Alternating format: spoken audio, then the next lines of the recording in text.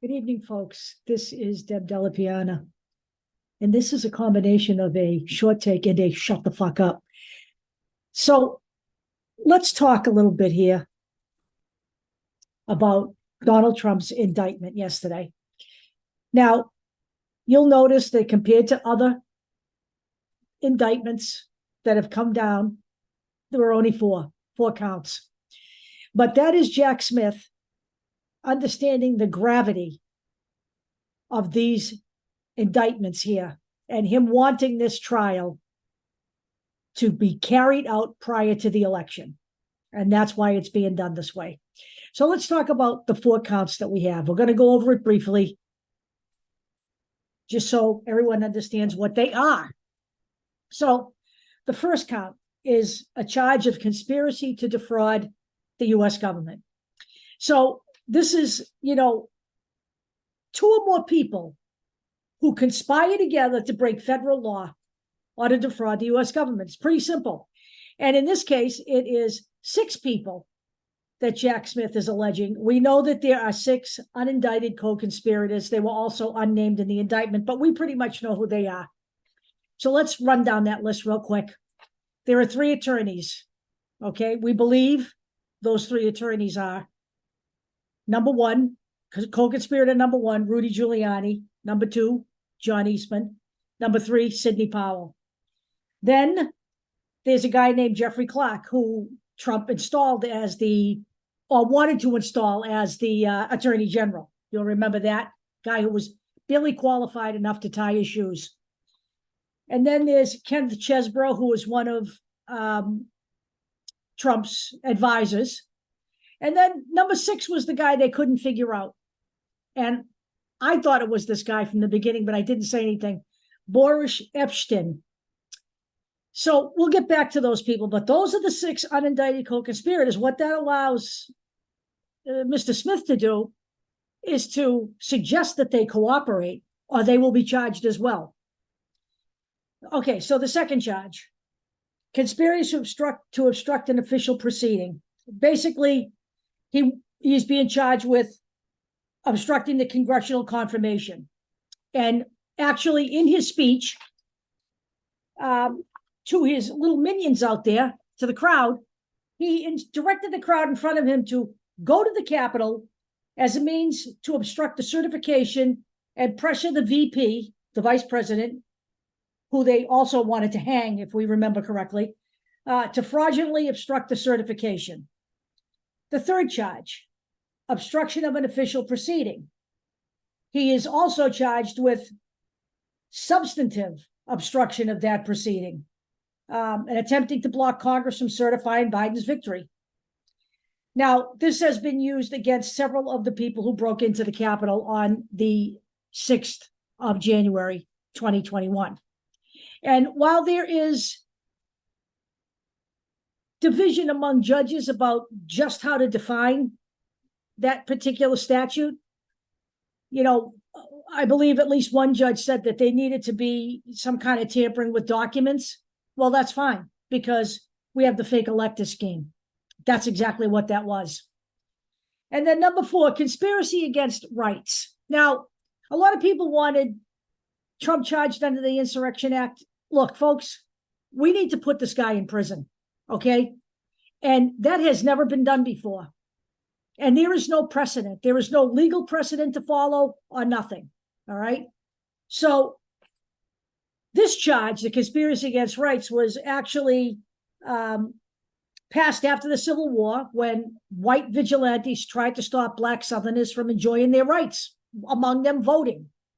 And, it was used against groups like the Ku Klux Klan. And it has been used in the 20th century twice with racist attacks on civil rights activists and on ballot box stuffing. And it was used against one Nixon aide who authorized the break-in to a psychiatrist's office after the Pentagon Papers leaked. So there is some precedent for this particular statute. and that's why he's going after it, is just a lot of iffiness about the Insurrection Act. And the Insurrection Act, by the way, has been under scrutiny for the past several years. A lot of people feeling like it needs to be totally rewritten because it's actually a mishmash of a bunch of little things that were passed by Congress when it was in its very, very infant stages. So I believe that's why Jack Smith shied away from that. So let's talk about this, okay? Because I see some stuff out there on the internet, okay? Like, okay, now Ginny Thomas, Matt Gaetz, Josh Hawley. What about all those guys? Well, look, folks, I'm afraid that the American people have been watching Law and Order for far too long. Building a case takes a long time. As you have seen, Fannie Willis's RICO case has taken 3 years, okay?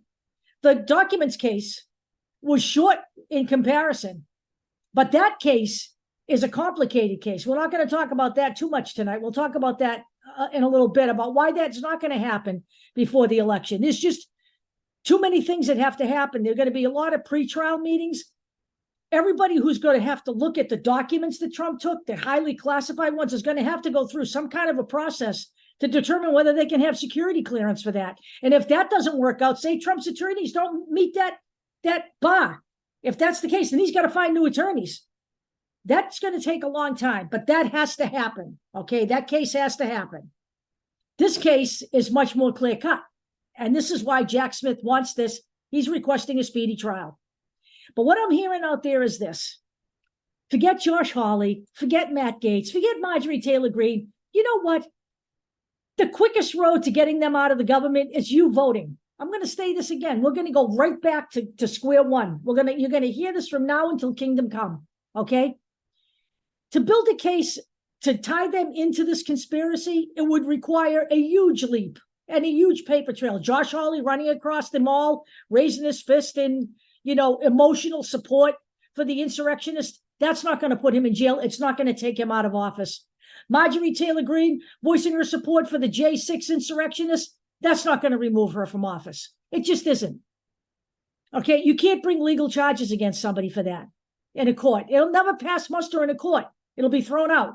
And as far as, maybe the Congress should get rid of these people, right? You think that's going to happen? Well, we lost the House, folks, okay? That's from not voting. We lost the House because only 52% of Democratic voters showed up at the midterms. We didn't have to lose the House. We had a 9-seat lead.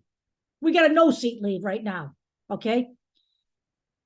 I don't want to hear any more about Ginny Thomas. She's not in the legislature. What I want you to focus on is this. Jack Smith, Merrick Garland, the DOJ, Fannie Willis, the people in Georgia, the people in Michigan, they're all following the letter of the law, okay? The law does not operate based on when the election is. You can't manipulate the legal system to fit into the election so that you don't have to go out and vote. The safest way to make sure Donald Trump doesn't win this fucking election is for you to get off your ass, start talking to your neighbors, talk to your friends, talk to your relatives, even if it creates a fight. It doesn't matter. They need to understand how precarious the situation this country is in, okay? Donald Trump has stated that even if he's convicted and goes to jail, he will run. And there is nothing preventing that. You want him gone. He's 77, 78 years old. He loses this election, he's finished. Okay? He's finished. Just fucking do it. Okay? I don't want to hear, I don't want to vote. It's pointless. You know what? I can't hear that anymore. If you can't see where we are in America right now, if you can't understand the danger this country is in, just look at all of these charges that have come down the pike since this guy has left office. We are in serious trouble here. And there are still people in the Congress and in the Senate that are doing his bidding. We need to get out there and do our part as citizens. The DOJ and everybody else is doing their part. They're dealing with the legal system. We operate in the court of public opinion. We don't have to prove shit to a jury. All we need to do is vote. Let's just do it. I'll talk to you guys later.